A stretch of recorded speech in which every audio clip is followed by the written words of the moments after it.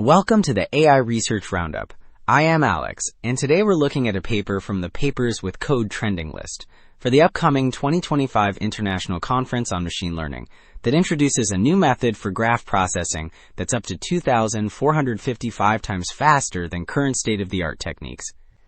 The paper is titled, Adapting Precomputed Features for Efficient Graph Condensation. So, the big challenge this paper tackles is training graph neural networks, which are AIs designed for network-like data on massive graphs. A common solution is a technique called graph condensation, where you shrink the big graph into a tiny, synthetic one. But the best methods for doing this are still incredibly slow.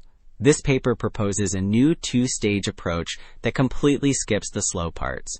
It precomputes key information and then cleverly adapts it. And the results are not just a little faster. They're orders of magnitude faster, while maintaining great performance. And for anyone who wants to test these speedups themselves, it's great to see the authors also release the code for this work. So if you head over to their GitHub repository, you'll find the full PyTorch implementation. It looks pretty complete, with the models, training scripts, and even a simple run.sh file to get you started. To really understand why this new method is such a breakthrough, we first have to see what it's improving on. This first figure illustrates the problem with the older, slower approaches, which are often called trajectory-based methods. The core idea here is to repeatedly train a model on the big graph, sometimes hundreds of times, to collect what are called training trajectories. These are essentially records of how the model learns over time. Then, you try to create a small, synthetic graph that mimics that same learning process. The bar chart shows the painful part. On the OGBN products dataset, that first stage of just collecting trajectories takes over 452 hours. This repetitive retraining is the huge bottleneck that the new paper's approach avoids entirely. Okay, and this next plot really drives that point home. We're looking at accuracy on the vertical axis versus condensation time on the horizontal axis. The best place to be is the top left. High accuracy, low time. And you can see this paper's method, labeled hours, is sitting right there. It achieves the highest accuracy in just a fraction of the time. In contrast, methods like Geom take almost 2 million seconds for slightly lower performance. You'll also notice the SF label on these. This stands for structure-free, meaning the condensed graphs don't even have edges, making this a really impressive result.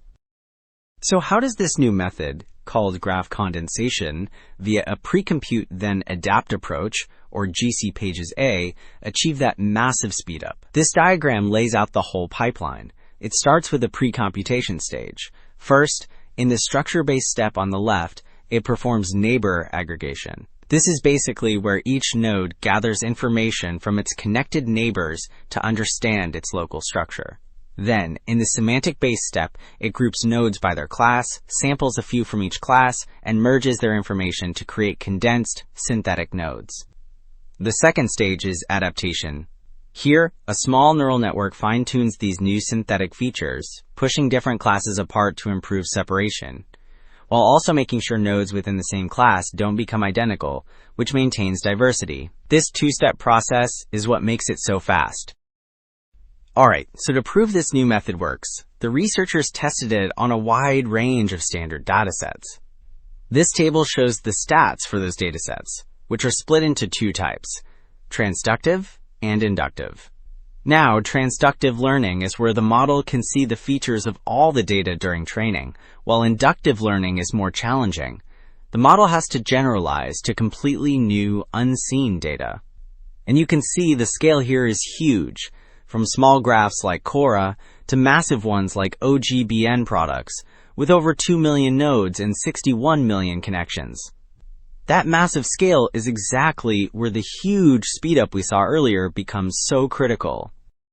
And these plots really show that efficiency advantage in action across those different datasets. Each chart shows accuracy on the vertical axis versus the total time it took to condense the graph on the horizontal axis. So the best spot is the top left, high accuracy and low time. And you can see across almost all of these datasets, like CiteSeer, PubMed, and Reddit, the purple diamond representing this paper's method is right there. It consistently delivers top-tier accuracy in a tiny fraction of the time, often just seconds. compared to the thousands of seconds needed by other high-performing methods like geom. Okay, so we've established that this new method is incredibly fast. But the big question is, does that speed hurt accuracy? This table gives us the answer. We're looking at node classification accuracy using a standard graph convolutional network, or GCN, which is a common type of model that learns from how nodes are connected. The different rows for each dataset show different condensation ratios, which is just how much smaller the synthetic graph is compared to the original. And the results are clear. The R's column, which is the full method, consistently gets top scores across the board. Even more impressively, the R's pre column, representing just the fast precomputation step, often beats many other complete methods all on its own. This performance really shows the approach is both highly accurate and efficient. And this table really puts that efficiency claim into hard numbers. We're looking at the total condensation time in seconds. Now, focus on the rightmost columns for our method and compare them to the state-of-the-art methods like SFGC and GOM. The difference is staggering. On the huge OGBN products dataset, for example, GeoMom takes over 1.9 million seconds. That's more than 22 days of computation. Our method? It takes less than an hour. This massive speed-up is what makes the whole approach so practical for real-world, large-scale problems. So what's the big picture here? We have a method that takes a process that used to run for weeks and shrinks it down to under an hour. By cleverly adapting pre-computed features, this work makes graph condensation truly practical for the massive, real-world graphs we see today, all without sacrificing that critical model accuracy. That's all the time we have for today. Thanks for tuning in to the AI Research Roundup. I'm Alex, and I'll see you next time.